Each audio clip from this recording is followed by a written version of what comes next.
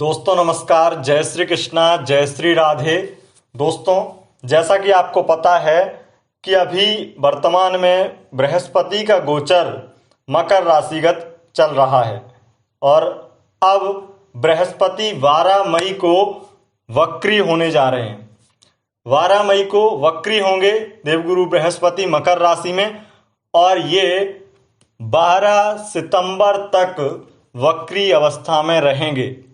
लेकिन मकर राशि के अंदर ये 29 जून तक ही वक्री रहेंगे, यानी कि मकर राशि से वक्री तो ये 12 सितंबर तक रहेंगे, लेकिन 29 जून को इनका धनु राशि में प्रवेश हो जाएगा, तो ये मकर से निकल करके धनु में आ जाएंगे, अपनी स्वराशि के हो जाएंगे। लेकिन हम यहाँ पर दोस्तों वक्री अवस्था के वजह से जो फल आपकी राशि को प्राप्त होगा उसको हम बताएंगे। 12 राशियों पर 29 जून तक की बात करेंगे कि मकर राशि का वक्री देवगुरु बृहस्पति का वक्रगत अवस्था ये किस प्रकार का फल देगी आपको, आपकी राशि को। 29 जून तक की ही बात करेंगे यहाँ पर। उसके बाद में जब 29 जून को धनु में प्रवेश होगा तब अलग से वीडियो बना करके आपको आगे का वक्र अवस्था के बारे में भी बताएंगे, क्योंकि उसका फल अलग होगा। बताने को मैं इसमें आपको यहाँ भी बता देता, लेकिन ये बात यहाँ पर सही नहीं होती और आपको समझने में भी दिक्कत होती। कई लोग ऐसे ही बता देते हैं, पर हम ऐसा नहीं करते हैं। आइए दोस्तों जानते हैं आपकी राशि का हाल, क्योंकि जैसा कि आपको पता है दोस्तों कि देवगुरु बृहस्पति नीच राशि में, मकर राशि अपनी नीच राशि में विराजमान है। ऐसे में वक्री होना एक तरह से ये दर्शाता है कि देवगुरु बृहस्पति को यह आभास हो चुका है, आपको यह आभास हो चुका है कि आपके ऊपर जो प्रभाव था देवगुरु बृहस्पति की नीच अवस्था का, उसे यह आभास हो चुका है कि आप कुछ गलती करने जा रहे हैं, करने जा रहे थे। गलती का एहसास हो गया, गलती करने से पूर्व ही आभास हो गया और आप पीछे लौटने लगे। यानी कि उस काम को जो आप गलत किसी का गर्दन काटने जा रहे थे, लेकिन आपको पता चला कि इसकी गर्दन काटना हमारे लिए पापकारी है, इसके लिए नुकसानदायी है, यानी कि आपको अपनी गलती का एहसास हो गया। तो दोस्तों आइए जानते हैं कि ये क्या और कैसा परिणाम देगा। देवगुरु बृहस्पति का वक्रगत अवस्था का परिणाम जान लेते हैं। सबसे पहले बात करेंगे मेष राशि की। दोस्तों मेष राशि का सबसे पहले बात करें तो मेष राशि से दशमस्थ, जैसा कि आपको पता है, दशम भाव में गोचर वक्री हो रहे हैं देवगुरु बृहस्पति। दशम भाव में शनि के साथ में देवगुरु बृहस्पति का वक्र होना अच्छा नहीं माना जाता है, परंतु यहाँ पर वक्रगत अवस्था में इनका जो वक्र होना है वो ये दर्शाता है कि इनका प्रवेश आपके भाग्य की ओर इनके कदम बढ़ने लगे, ये भाग्य की ओर अग्रसर हो रहे हैं। तो आपके नवमस्त आएंगे, अपनी राशि के होंगे। जैसा कि आपको जैसे ही देवगुरु बृहस्पति की धनु राशि में प्रवेश हुआ था नवंबर में 2019 के, वैसे ही आपको पता चला कि आपको लाभ होने लगा है, आपके दिन बदलने लगे थे। लेकिन अब जैसे ही परिवर्तन इसका हुआ था, मकर में गए थे, वैसे ही आपके जीवन में काफ़ी उथल पुथल मच गई थी, काफ़ी परेशानियां आ गई थी। तो अब ये तो तय मानिए कि आपकी भाग्य की वृद्धि होने वाली है, परिश्रम का पूर्ण लाभ आपको मिलने वाला है, विदेश से अटका पैसा आपको मिलने वाला है, या किसी प्रकार का विदेशी काम आपका रुका हुआ था तो वो भी चलने वाला है। आईटी सेक्टर में काम करते हैं, वहां से आपको बहुत अच्छा काम मिलने वाला है, वहाँ पे आपका बहुत अच्छा रहने वाला है, और साथ ही साथ आपको स्पॉन्सरशिप इत्यादि भी मिलने वाली हैं। ऐसी समय बहुत ही आपके लिए डिजिटल मार्केटिंग के लिए भी बहुत अच्छा रहने वाला है, क्योंकि देवगुरु बृहस्पति का आपकी भाग्य की ओर बढ़ना आपके भाग्य की वृद्धि कर देता है, आध्यात्म की वृद्धि कर देता है। तो आपको निश्चित ही पूजा पाठ इत्यादि में रुझान बढ़ेगा, आपका मन लगेगा और आप निश्चित ही देखेंगे कि आपकी तरक्की फिर से होनी चालू हो गई है। अब बात कर लेते हैं दोस्तों वृषभ राशि की। वृषभ राशि में वक्रगत अवस्था, क्योंकि यहाँ पर तो शुक्र भी वक्री होने वाले हैं और शुक्र वक्री होंगे, लेकिन शुक्र मालव्य योग बना करके बैठे हैं। तो ऐसी स्थिति में मालव्य योग की वजह से और लाभ आपको मिलेगा, लेकिन देवगुरु बृहस्पति आपसे नवमस्त हैं और नवम में वक्री होना आपके भाग्य में कुछ कमी लाकर ये देंगे। कुछ हो सकता है कि आपकी आध्यात्मिक रुचि कम हो, आध्यात्म में आपका जो दान पुण्य इत्यादि करने की आपकी रुचि थी उसमें कमी आए, आप गुप्त चिंताओं से व्यथित हों, मन परेशान हो, मेहनत का फल ना मिल पाए, ये सब परेशानी आपको देखने को मिल सकती हैं। मालव्य योग जो कि आपकी राशि में शुक्र का होना बनाता है राजयोग, लेकिन उसका आपको फल नहीं मिल पाएगा। क्यों नहीं मिल पाएगा? उसकी वजह यह है कि शुक्र का भी वक्री होना यहाँ पर बहुत ही श्रेष्ठ नहीं कहा जाएगा। तो ऐसी स्थिति में आपको भी सामान्यतया फल यहाँ पर मिलने वाला है। दोस्तों, अगर बात करें मिथुन राशि की, तो मिथुन राशि से अष्टम में गोचर रहेगा देवगुरु बृहस्पति का, और अष्टम गोचर वक्रगत होना, अष्टम में वक्र होना इनका नुकसानदायक रहेगा। मिथुन राशि की दिनचर्या बहुत ज़्यादा बदलाव भरी हो सकती है।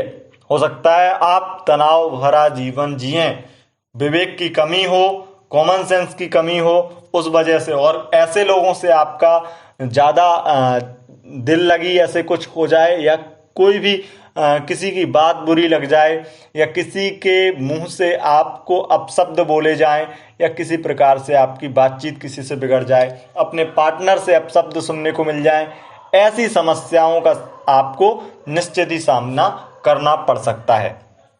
थोड़ा कुटुंब में आपके जो पारिवारिक जन हैं उनसे भी आपके मतभेद की स्थिति उत्पन्न हो सकती है। अगर आप लड़की हैं तो ऐसी स्थिति में आपके लिए हो सकता है कि आप अगर मायके इत्यादि में जाती हैं तो वहाँ पर आपको परेशानियों का सामना करना पड़ सकता है। दोस्तों, अगर आपके पारिवारिक जीवन में कोई भी मतभेद की स्थिति उत्पन्न चल रही है तो इसमें आपको वाणी पर नियंत्रण आपको भी रखना चाहिए।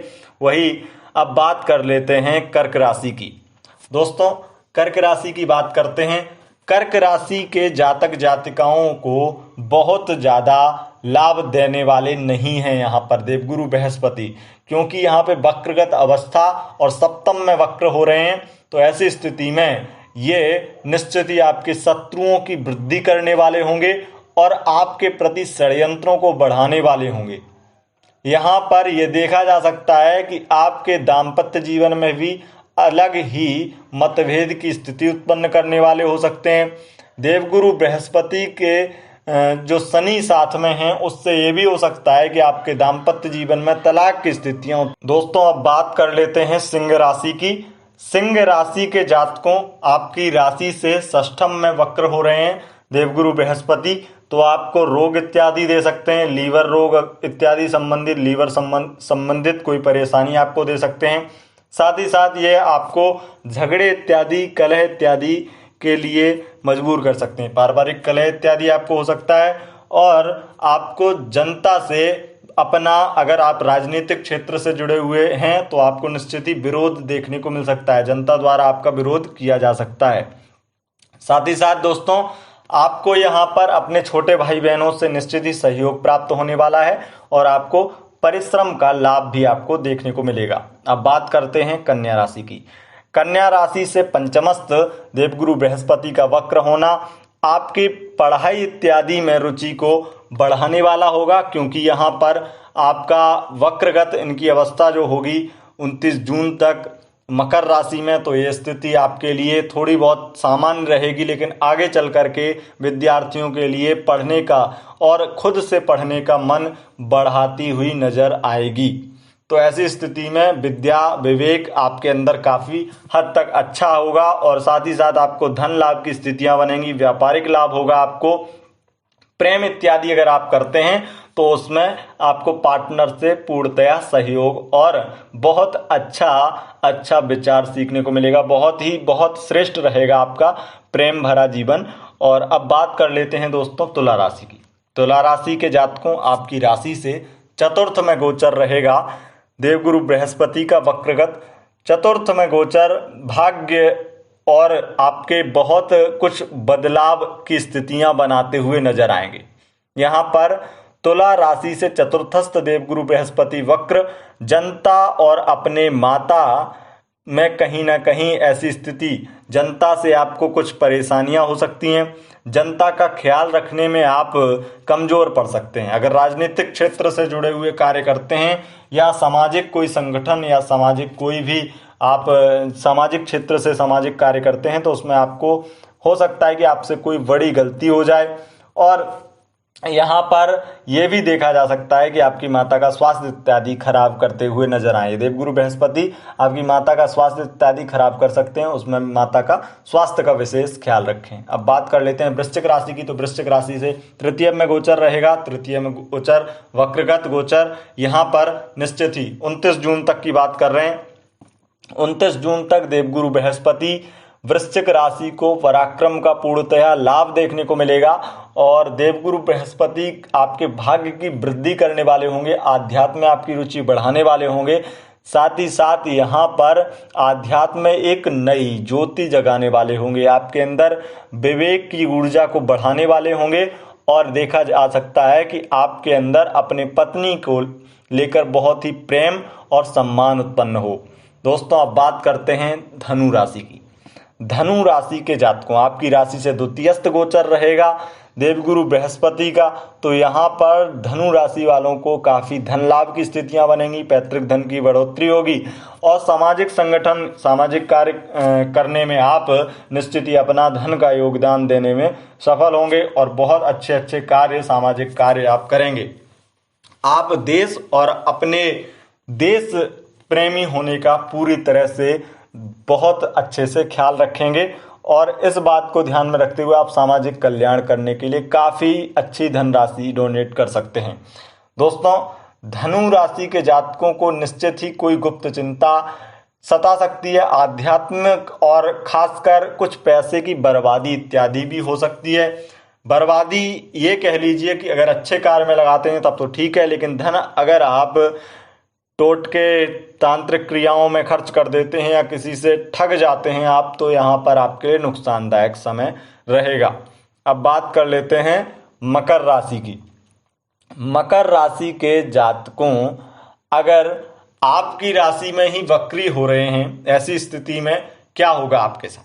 वक्रगत अवस्था 29 जून तक देवगुरु बृहस्पति ये दर्शाएंगे कि आप एक तरह से अपने जीवन को एक बदलते हुए नजर आएंगे।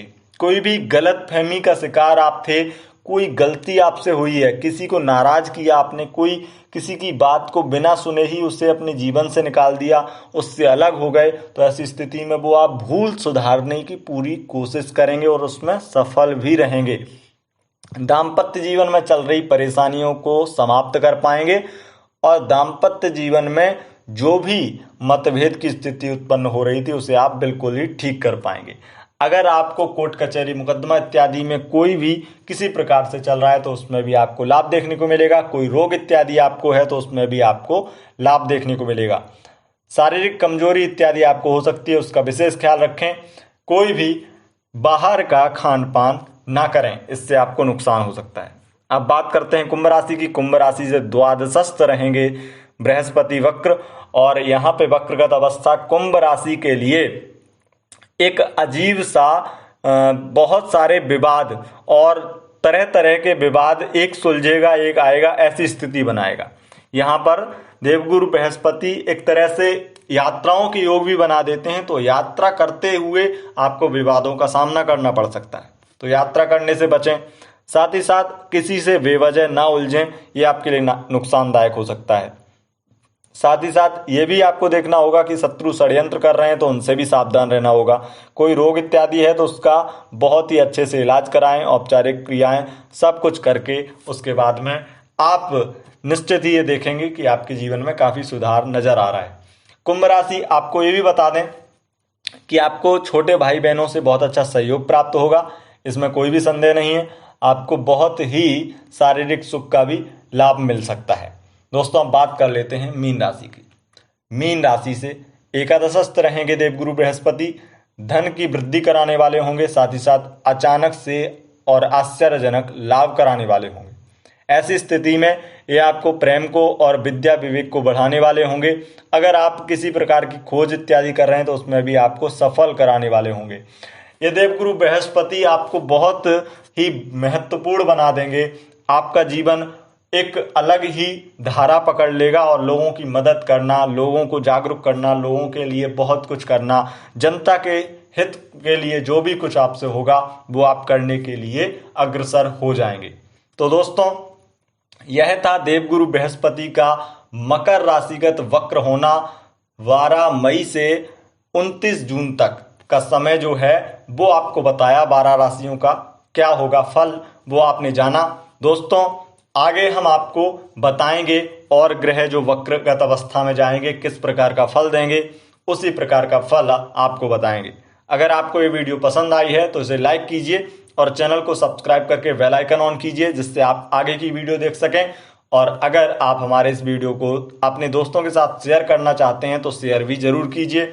अगर आप हमसे कांटेक्ट करना चाहते हैं तो आप डिस्क्रिप्शन में दिए गए लिंक, फेसबुक पेज का लिंक और इंस्टाग्राम का लिंक फॉलो करके आप हमें मैसेज करके संपर्क कर सकते हैं और फोन पर बात करके अपनी जन्म कुंडली विश्लेषण इत्यादि करा सकते हैं। बहुत बहुत धन्यवाद दोस्तों, नमस्कार।